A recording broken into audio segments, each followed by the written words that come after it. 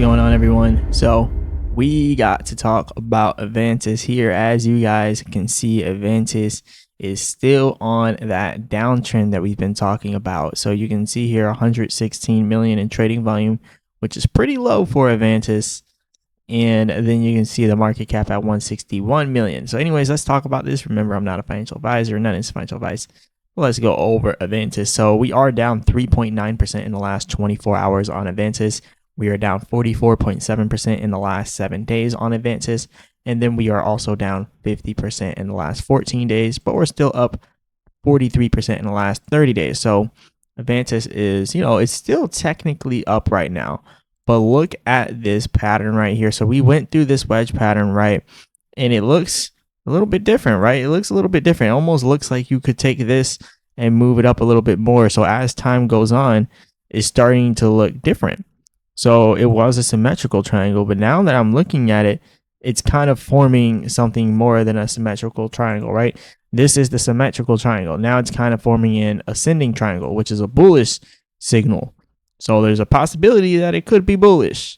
But see, this is my problem here. This was just now a symmetrical triangle, right? When you are going into a symmetrical triangle from a downtrend, then it is a bearish symmetrical triangle, right? That is depicted here. When you are going through the symmetrical triangle from a downtrend, that's bearish. When you're doing it from an uptrend, it's bullish. We were doing this one from a downtrend. So technically it's bearish. Technically, that's what it's looking like. That's what it's looking like. Maybe it's not, right? Maybe it's not, but that is what it's looking like. So that's what we have right there. And then on top of that, let's say it wasn't a symmetrical triangle, right? Let's say it's what it's looking like. What it's looking like is an ascending triangle. And look, it could be either one, but now it's starting to form what looks to be a ascending triangle. So now as time goes on, we can see that it is an ascending triangle as time goes on. And as you can see right here, so it looks like it's ready to break, right, guys? So it looks like it is ready to break. But the thing with ascending triangles they are bullish signals. So you see how sometimes these wedge patterns can give you false signals. Just like the one that we just now had with Avantis, we had the most perfect falling wedge, right? But we came into this falling wedge from an uptrend, which means we were bullish, but Trump says something that kind of crashed the market, and then it went down, so it was invalidated. So our wedge pattern, even though we were correct, it was invalidated because of the market, just because of the news with Trump. So there's a possibility that it could always be invalidated like that. But one thing that I like to do is stay structured with these wedge patterns. So when I see us coming into a wedge pattern like this from a downtrend, I still want to think that it's bearish, but it's an ascending triangle. It can't be a descending triangle because the triangle is not descending. The triangle is ascending, as you can see here. And we have the same highs. The highs stay the same, but the lows become higher on the ascending triangle. So an ascending triangle is a bullish signal, and now it's turning out to look like an ascending triangle. And also we can do this and just say, hey, no, it was the whole time, all along, it was a symmetrical triangle. It did look like a symmetrical triangle, but now that I'm re-looking at it, it's definitely looking ascending because the highs are staying the same, and then the lows are just getting higher and higher on this triangle. So descending triangles are bullish, but for some reason, I don't feel like it's just going to take off to the upside right now. It just doesn't feel like that right now, guys. Like when I look at it, the selling volume on the MACD looks like it could take off at any moment now. We could start having more selling at any moment. But, things are weird in this market. Even though the %R trend exhaustion is going down, the short-term trend, it could randomly start shooting up. Even though the long-term trend looks like it's about to go sideways here, it could randomly start shooting up. And that's the thing. Like at this point, we can't really track what direction it's going to go But what we can track at this point are the levels that it's going to hit either direction it goes. So again, if we pull back out of here, we are looking for 40 cents. If we pull out of here to the downside, we are looking for a continuation of this down to 40 cents. That's the next major support. It was used as resistance and support in the past. So the next major support for Avantis is 40 cents. So if we break out of this, what seems to be a symmetrical triangle, because it looked like a or not symmetrical, what seems to be an ascending triangle, because it looked like a symmetrical triangle at first, and then it kind of formed into something else. And now it's a ascending triangle, right?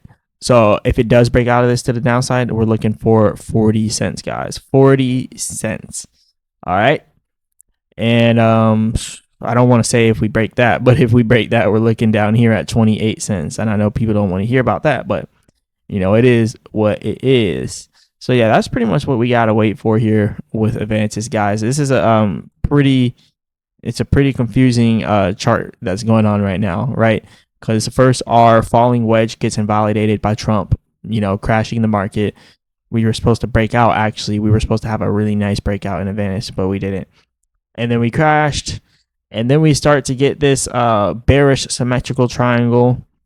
And then the bearish symmetrical triangle all of a sudden turns into a bullish ascending triangle. So that's, you know, it's kind of weird. But how is it a bullish ascending triangle when we aren't coming into it from an uptrend? See, because with the ascending triangles, you go up, up, up, up, up, boom. You're now inside ascending triangle territory. Highs stay the same, lows become higher.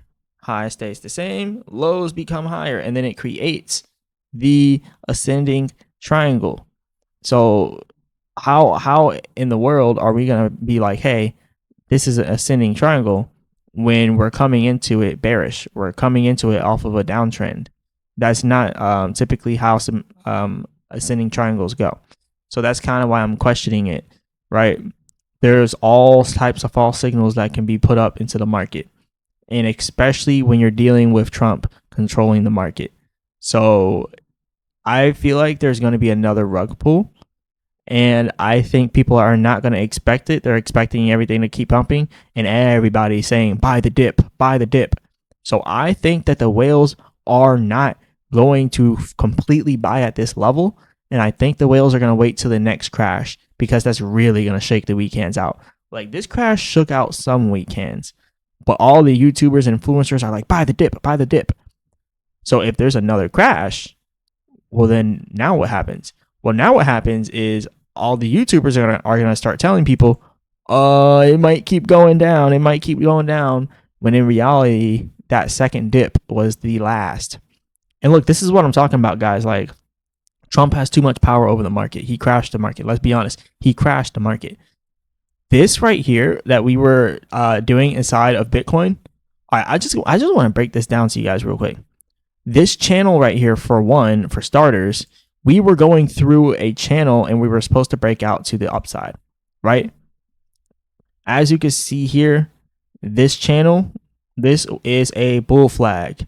So what happens at the end of the bull flag? You break out to the upside. How are we forming the same thing? And then we broke out of the bull flag. And then after we break out of the bull flag, we then go into another bullish wedge here, as you can see with this, which is the following wedge. So how do we come out of a bullish bull flag on both sides, right? And then after this, we go into a falling wedge that's also supposed to be bullish, because falling wedges are bullish. And then we break out to the downside. That's market manipulation 101. When you see these typical trading chart patterns that are bullish and then they actually turn out to be bearish, that's because it was manipulated. The market was manipulated. They crashed the market on purpose. We were supposed to break out and create new all-time highs. This was the perfect falling wedge right here. Perfect falling wedge leading up higher and higher. But again, they crashed the market on us.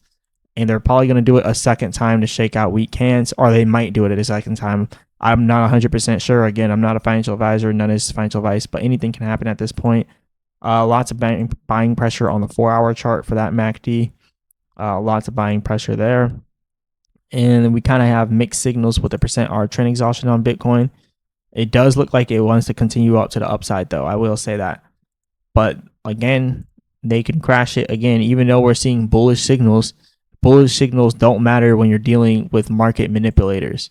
They don't care. It will literally be throwing up bullish signals, but the manipulators in the market will crash it. They will crash it. I'll say this again. They will crash it. So like if they end up crashing it again, we're going back into this channel, but that's kind of a good thing because now it kind of gives us that structure back. We have our structure back if we come back into this channel. So if this right here happens, and then we come down here and hit 104K, we might be able to break out from there, or we might come down here. I think it's a possibility that we come down here to the bottom right here of this channel. And if that happens, it could happen pretty soon, like mid-October or something, getting towards late October, maybe stopping here at 99K, hitting 98K briefly, and then coming up here, and then finally being able to break out inside November. I feel like something like that could happen. And this is the daily chart. Notice how the selling volume is kind of starting to pick up on the daily chart.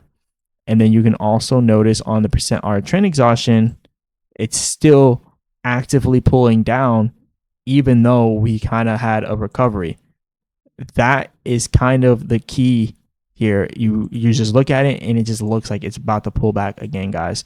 So this is all I got for you guys today. I know this was a jam-packed video. I just wanted to include some Bitcoin stuff into here too to give you guys more value, so we're not just only going over Avantis, so we know where the whole overall market is going, because that's where Avantis will go, wherever Bitcoin brings it.